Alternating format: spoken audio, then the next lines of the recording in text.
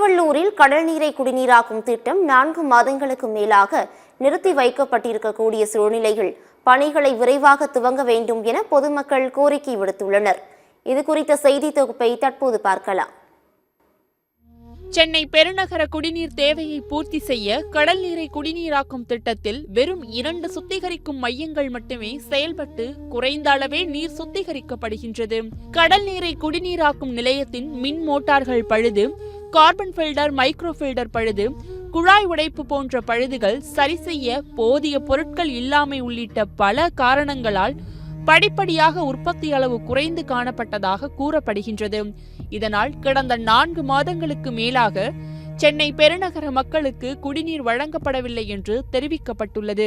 பழவேற்காடு அருகில காட்டுப்பள்ளி பகுதியில் கடல் நீர் குடிநீர் திட்டம் கடந்த 2010ஆம் ஆண்டு தமிழக அரசால் தொடங்கப்பட்டது. இந்த குடிநீரில் 100 MLD அளவு குடிநீரை கடல் நீரை குடிநீரை மாற்றி சென்னைக்கு சப்ளை பண்ணிட்டு இருந்தாங்க தமிழக அரசு. இது சமீப காலமாக 2-3 மாதமாக அந்த ஆலை உற்பத்தி முடக்கப்பட்டு குடிநீர் உற்பத்தி செய்யாமல் தமிழக அரசு இந்த திட்டத்தை கிடப்பில் போட்டாங்க. பல ஆயிரம் கோடியை முதலீடு செய்த இந்த திட்டத்தை முடக்கிற தருவாயில் மேலும் பல கருவிகள் பழுதடைகிற ஒரு சூழல் ஏற்படுது.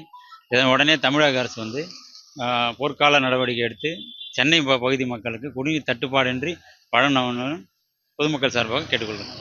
இதனை பூர்த்தி செய்ய புழல் ஏரியிலிருந்து குடிநீர் சுத்திகரிக்கப்பட்டு வழங்கப்பட்டு வருகின்றது. கோடை காலம் ஆரம்பித்திருக்கும் நிலையில் புழல் ஏரியிலிருந்து படிப்படியாக சேமித்து வைக்கப்பட்ட நீர் குறைந்து காணப்படுகின்றது.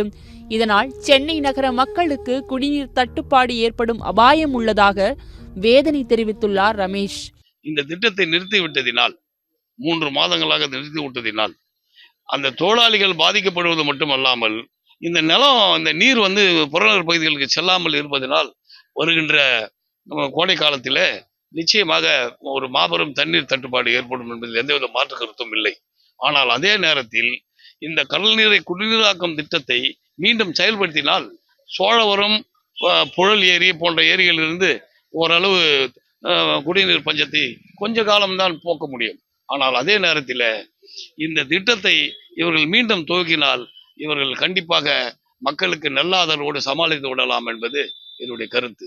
சென்னை மெட்ரோ வாட்ட நிர்வாகம் இது குறித்து ஆய்வு செய்து உடனடியாக நடவடிக்கை எடுக்க வேண்டும் என பொதுமக்கள் கோரிக்கை விடுத்துள்ளனர். சத்தியம் தொலைக்காட்சியின் செய்திகளுக்காக திருவள்ளூர் மாவட்ட செய்தியாளர் மோகன், ஒளிப்பதிவாளர் அருளுடன் சத்தியம் தொலைக்காட்சியின் செய்திக்குழு.